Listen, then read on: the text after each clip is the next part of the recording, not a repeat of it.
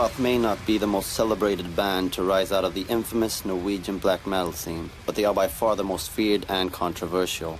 With their abrasive sound, chaotic live shows, and well-publicized criminal convictions, Gorgoroth have spread their message of fear and hate across the world. At the center of this storm of controversy is Gaahl, Gorgoroth's lead vocalist and arguably the most despised man in Norway. In 2005, Gaahl was charged with torture-like violence and served 9 months in prison, his second incarceration for violent acts. The court claims he tortured his victim for 6 hours while collecting his blood into a cup and threatened to make him drink it. In January of 2007, when he was ready for release, photographer Peter Best took us to Gaahl's hometown in Norway to get to know the guy Terrorizer magazine calls the most evil man alive. I'm Ivo Berglund, welcome to Norway.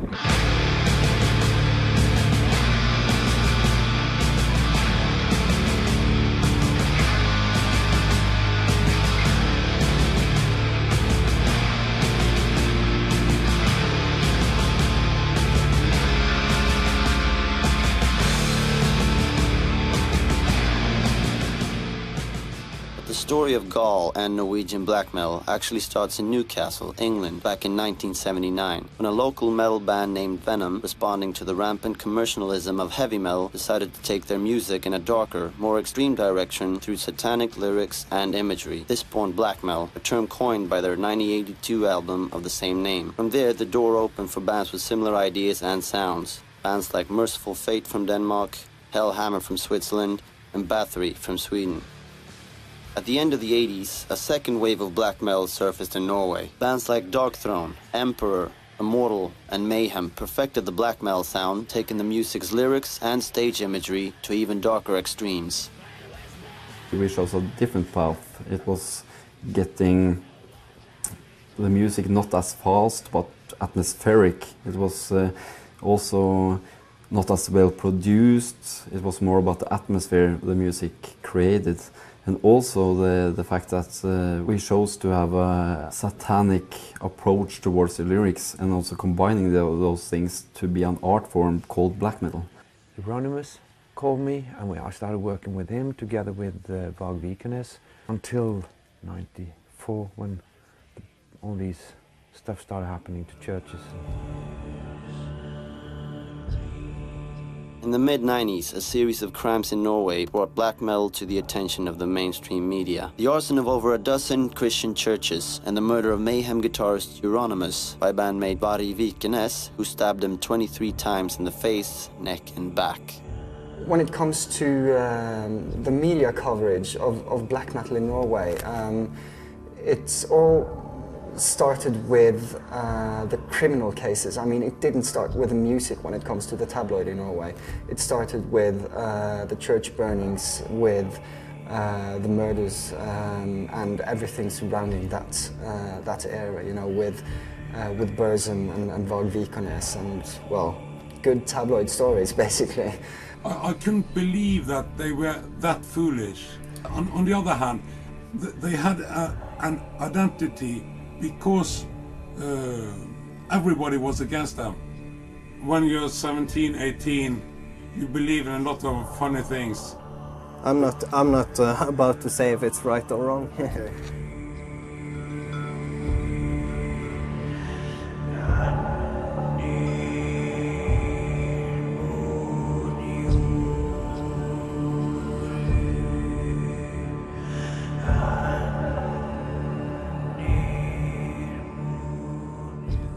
Then was the music.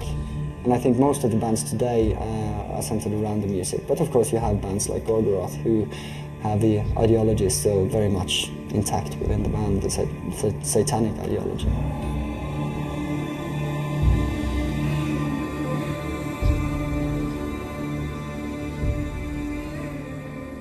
Christianity is based only on stolen souls and lives.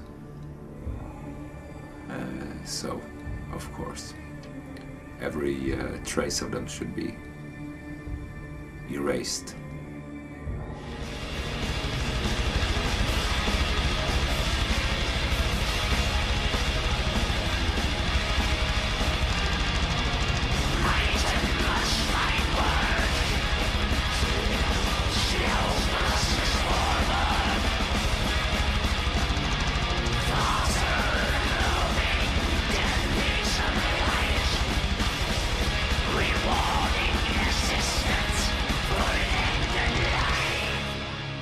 Gorgoroth basically means terror.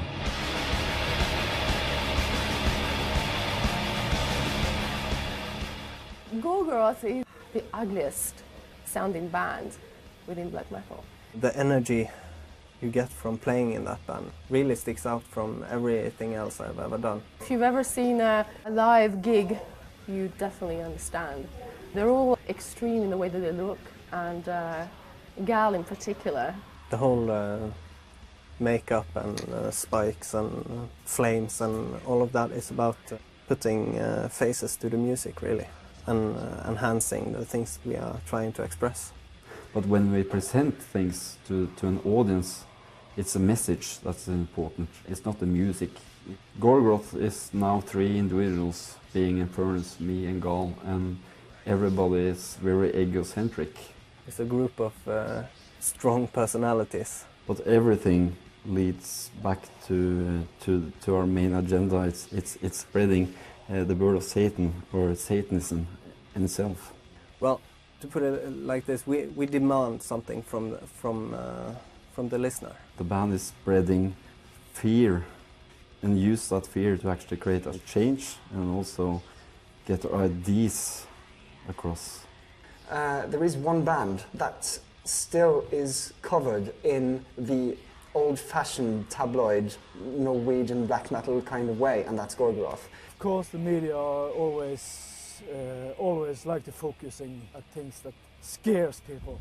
All genres, all music genres grow when there's controversy involved. And I also believe that Gorgoroth like to flirt with the way that they're portrayed by the media. They serve a lot of things to the media in a way that makes it highly usable. It's very few people or bands around with a satanic message, you know. So it's all about the music, it's about the blast beats, it's about how high the vocalists scream or whatever.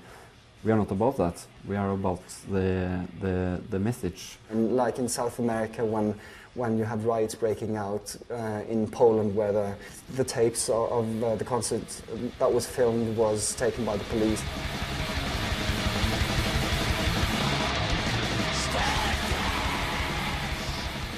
On February 1st of 2004, Gorgoroth appalled the Catholic nation of Poland with a blasphemous display of satanic imagery at their most controversial show to date. We had a lot of sheep skulls, as well as a lot of sheep heads on poles all over the front of the stage.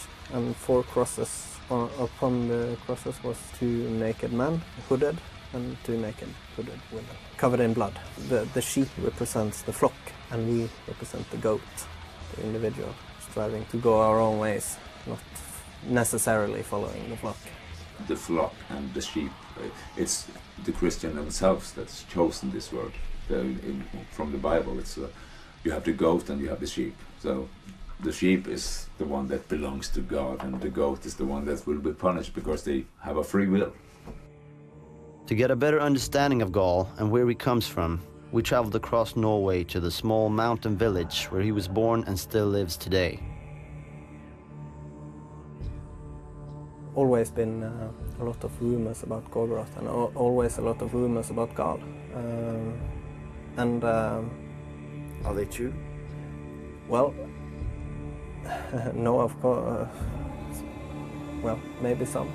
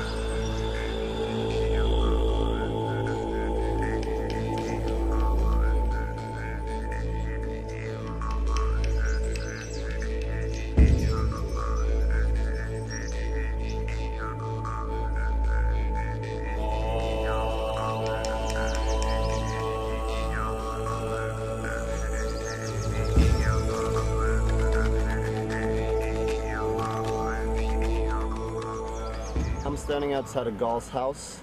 Everything you see around us is owned by his family and it's been so for generations. We're the first ever journalists to be here, and I'm quite honored, but I'm actually feeling quite scared.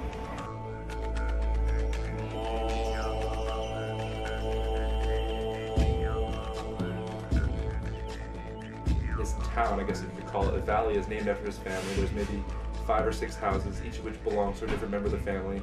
No other houses as far as the eye can see in any direction. Closest town's about a 20-minute drive. I mean, the guy lives in complete isolation. No telephone, no nothing. I mean, I had to walk. His brother was the only one who had plumbing in the house, and his brother lived about a mile up the road. So every time I needed to take a shit or anything, I had to walk literally in ankle-high mud because it had been raining for 72 days straight.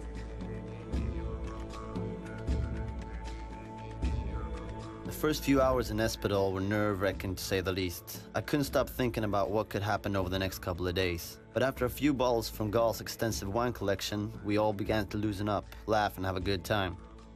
You know we're here because we're interested in the man behind all the spikes and skull makeup Of course, that might be one of my problems with when I talk to journalists. I talk to them as persons and not as journalists. To keep it personal, Gaahl asked if, instead of doing a traditional interview, we could just put the camera on a tripod and talk.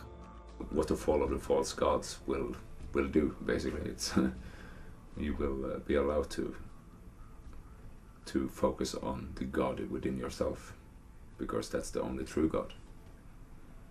The God within everything. That's the only thing that for me is worth calling God. It is the highest spirit of everything, and not this control freak that's telling you you are not supposed to do this, you are not supposed to do this. You are only supposed to bow down and kneel before what I say. Don't think is more than anything else. It's God is within man, God is within nature, and nature will always grow. That's the force of all life, is to grow.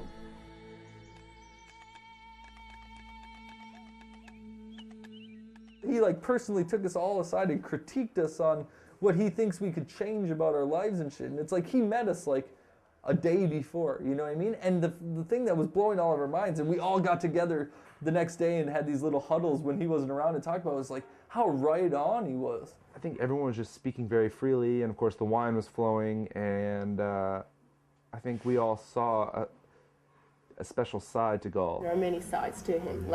I think there's many sides to every human being.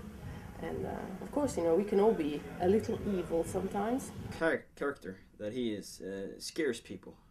How direct he is about what he believes in. One single word me and Gaahl never will forget, and that's honest. The word honest.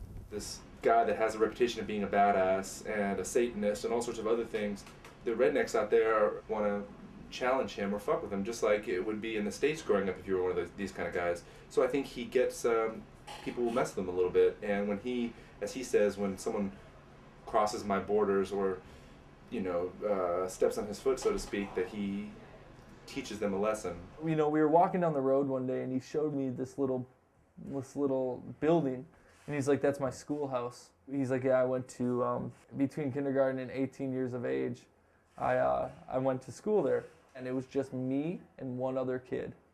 I was like, for 18 years you only went to school with one other person? And he was like, yeah, and that kid lived 45 minutes away. So when school was done, he had to get on a car or a bus to go home. I never got to, hang out with him. Skål for having an excellent time. One of a kind. One of a kind.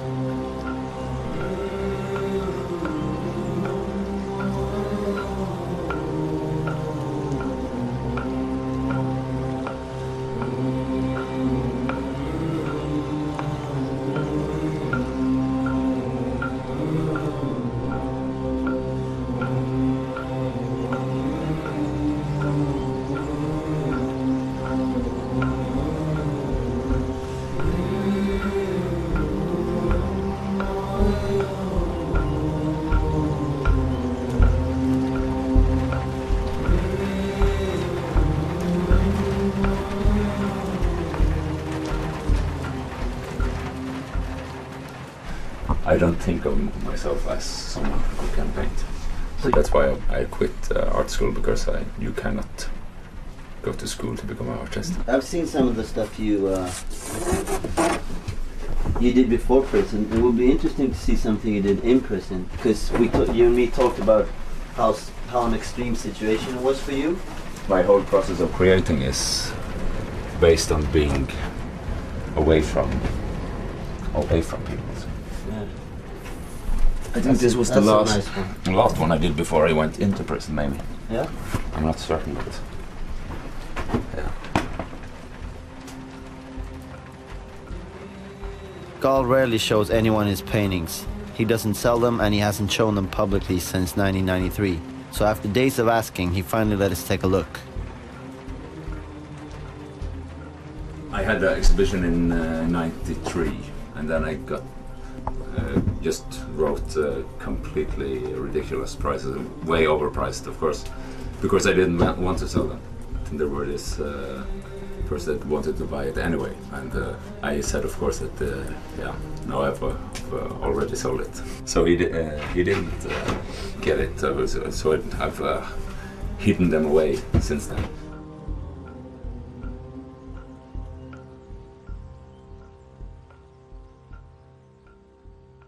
On our third day in Espedal, the rain finally let up, so we traveled to Dale, the closest thing to Gaahl's house resembling civilization. Yeah, Gaahl just told me that the water's about 1.5 to 2 meters higher than it usually is, because they've had 76 days of rain here in a row, non-stop. I made several phone calls to everyone from reporters to local police, trying to get anyone to comment on Gaahl. I was met with excuse after excuse. It seemed like the whole town was afraid of him. Until I finally convinced one journalist that had followed his case since the beginning to give me a brief interview. Ja, det 4 stykker, og de dreier seg alle om vold, og til dels veldig grov vold. Og det ser ut som de dommene blir grovere og grovere for hver dom.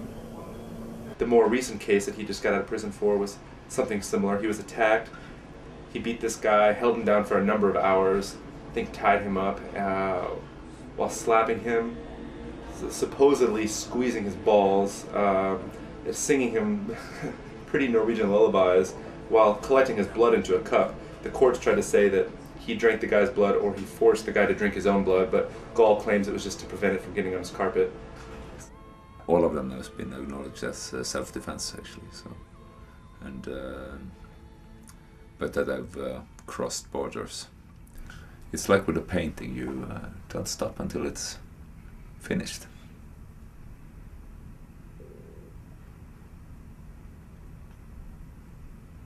And do you think your punishment methods have been effective? Of course, these people aren't going to attack you again, but do you think you removed the sickness from their mind that would allow them to do this in the first place? Or do you think you've just perpetuated it? Let's put it this way: if they were of bad seed, they wouldn't spread it. Det slag og spark, og i noen av sakene så har det pågått i timevis, enligt de dommerne som foreligger. Og veldig grovt, og folk har vært skadet over veldig lang tid, sykemeldt i flere år. Slaget ned sine offer, og siden fortsatt mishandlingen mens de ute av stand til å forsvare seg. I flere timer i noen av de tilfellene. Det står i det. Just by saying no to someone, punish them enough, and someone you probably need to cut to small pieces and sew back together.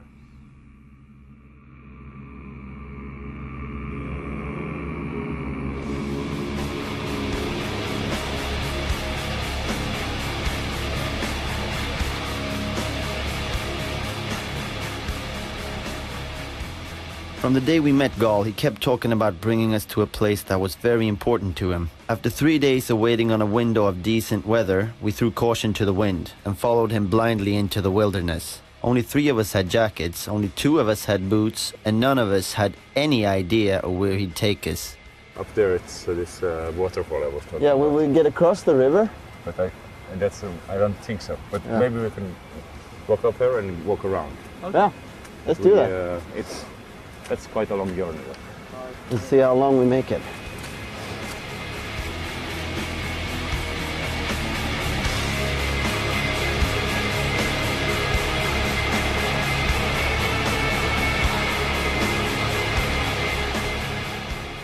From the valley, he pointed out where we were headed, and it was this, you know, snow-capped mountain off in the distance. And I thought he was joking. You know, it was quite far. So I put on basically every piece of clothing I had in my bag. I was wearing a pair of Nike high tops with plastic bags wrapped around my feet.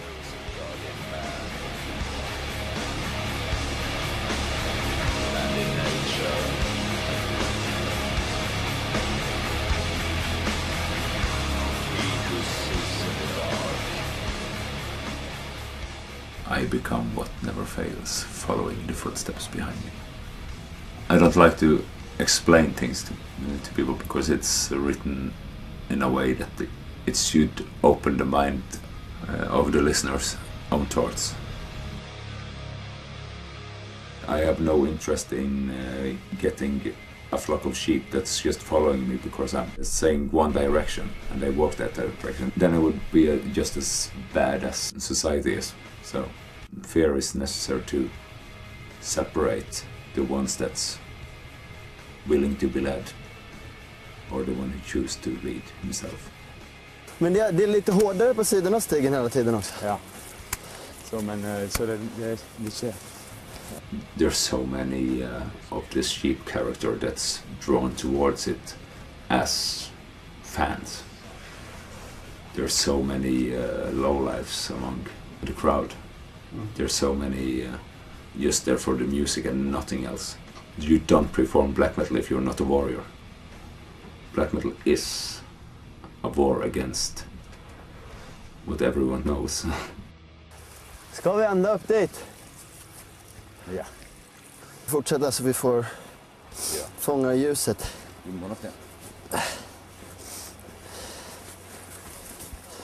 As long as nature is not allowed to rule by the laws of nature, there will always be king and there will always be slave.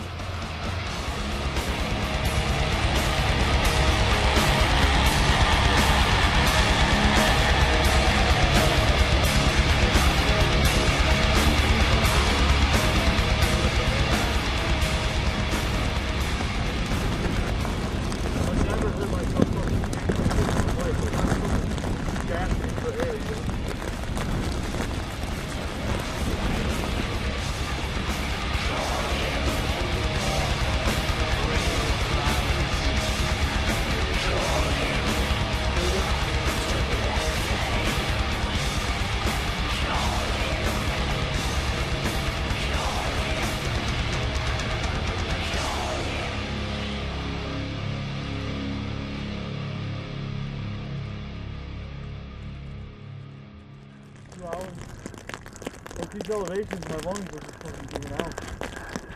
I don't know if I can go any farther up, man. That better be the top, because I don't think I can make it any farther. And at this point, I just fucking went into a panic, and I was just like, you know, this is fucking stupid. I don't know. You won't even really tell us where you're bringing us, or why you're bringing us, or what this is about, you know? Like, and I, you know, at a point, I was just like, I don't care what the fuck is at the top of the mountain. You know what I mean? Like, I don't, you know, it makes no difference to me. We're gonna jeopardize this whole entire project for some stupid fucking nature walk. This is about heavy metal. You know, this is about a band. This isn't Field and Stream magazine. Even when I stand still, I can't catch my breath right now. I don't know what to fucking do. I don't feel like this is fucking safe right now, man. They're just taking into regard what we need to see, dude. I don't fucking care about that at this point, man. I've seen enough. Yeah, I can't go up there, man. There's no physical way. I'll fucking... I know, thanks.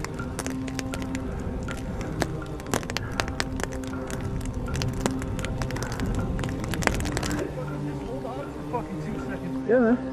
This is fucking pissing me off.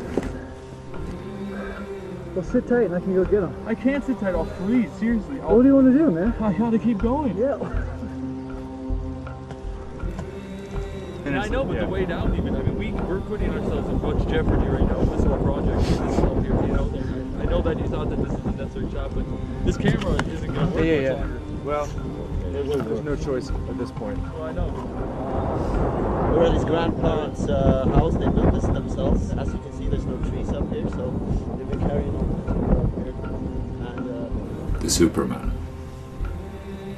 And the ideal will always conquer or always rise above, no matter what. But you can not put down your sword, because then you lose.